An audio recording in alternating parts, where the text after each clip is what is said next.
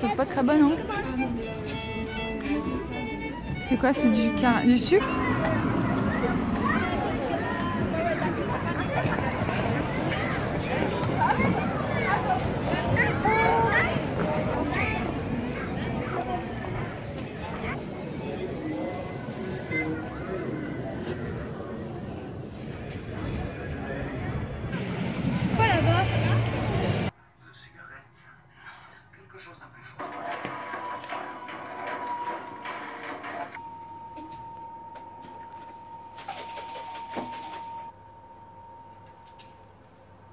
Bonjour à tous, aujourd'hui on se retrouve pour un petit vlog.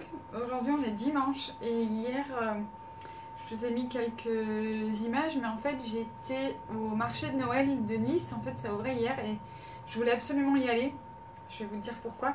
Et là en fait vous entendez mon four qui est en train de tourner parce que la première fournée des petits gâteaux de Noël va aller dans le four. Donc je mets ça tout de suite dans le four et peut-être qu'à la fin de ce vlog vous les verrez cuits. C'est parti. Faut pas que je les mette trop longtemps. Alors, température, minuteur. Bon, j'ai mis 5 minutes, on va voir ce que ça donne.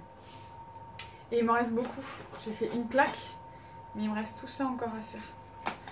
En fait, ce qui est le plus long, c'est de faire les petits... d'étaler la pâte et de faire des petits emporte-pièces. Hier, vous avez vu au début de cette vidéo que je suis allée au marché de Noël qui a ouvert hier à Nice. Et j'avais envie d'y aller pour emmener les enfants parce qu'il y avait plein de trucs très sympas. Il y a une patinoire, on n'y a pas été parce que mon fils n'avait pas envie d'y aller. Mais il y a une patinoire, il y a une cabane à sucre.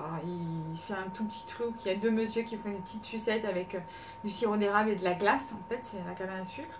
Et il y a une petite cabane où il y a un Père Noël. Donc j'ai pris mes enfants en photo avec le Père Noël. Alors, ma fille croit au Père Noël. Mon fils, non, ne croit plus. Il a 11 ans, donc il croit plus au Père Noël. Mais c'était très sympa. Il y avait plein d'animations. Ils ont fait, on leur a payé de l'acrobranche. Là, il y avait plein de trucs.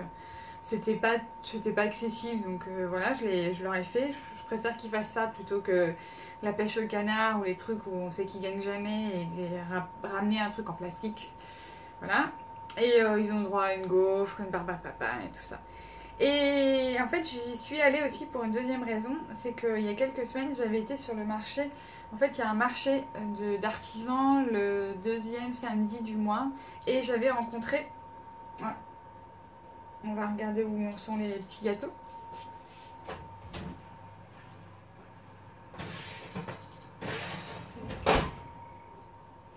Ça sent bon. Parce qu'il y a quelques semaines, j'avais découvert une dame sur le marché. Et en fait, elle fait des bijoux en argent. Je vous ai tout mis, hein.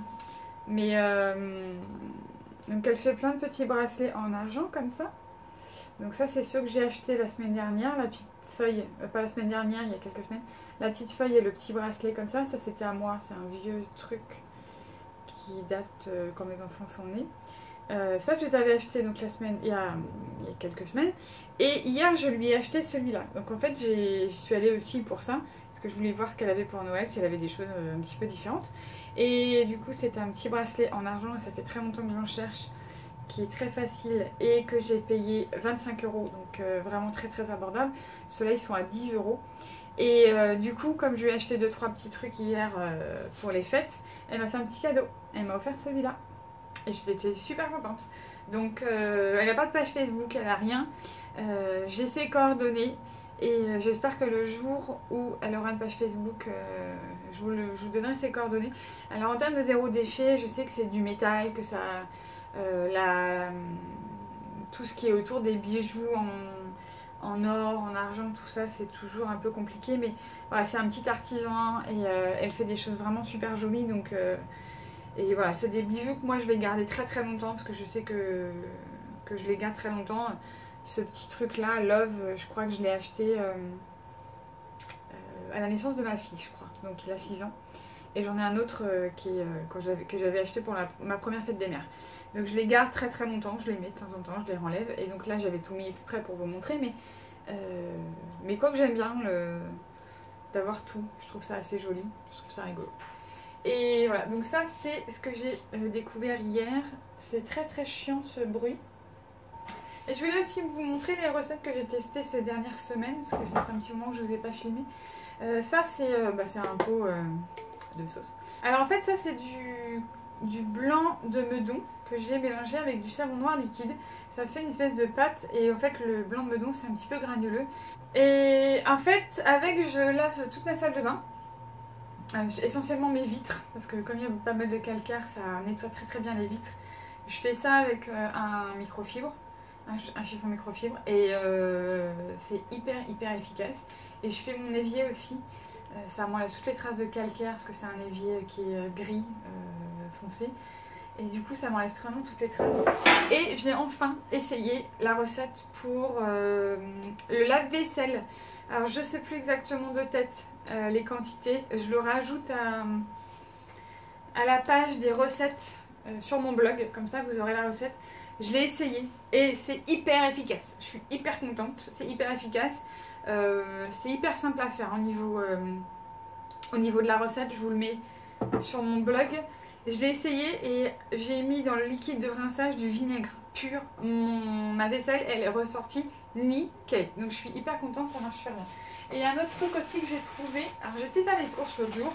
En général, ça c'est pas moi qui les achète, c'est mon mari quand il va faire les courses qui achète tout ce que je ne trouve pas en vrac ou sans emballage. Alors soit il prend emballage en papier, emballage en carton. Il prend que des produits qui sont recyclables. Maintenant ça y est, il commence à prendre le pli.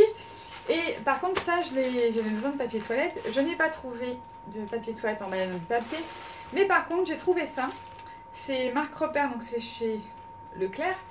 Papier toilette compact écologique. Donc c'est 100% fibre recyclée. 4 rouleaux compacts qui équivaut à 12 classiques. Et il y a un écolabel dessus. Meilleur pour l'environnement, faible pollution de l'eau, faible pollution atmosphérique, faible niveau d'émission de gaz à effet de serre et consommation d'électricité. Alors, garantit le respect de l'environnement. Voilà, c'est celui que j'ai trouvé qui était le plus écologique parmi tous les paquets que j'ai trouvés. Alors en fait, ils disent que là il y en a 4 qui sont très gros et ça équivaut à 12. Donc, et au niveau prix, c'était moins cher que les autres. Donc je vais tester ça.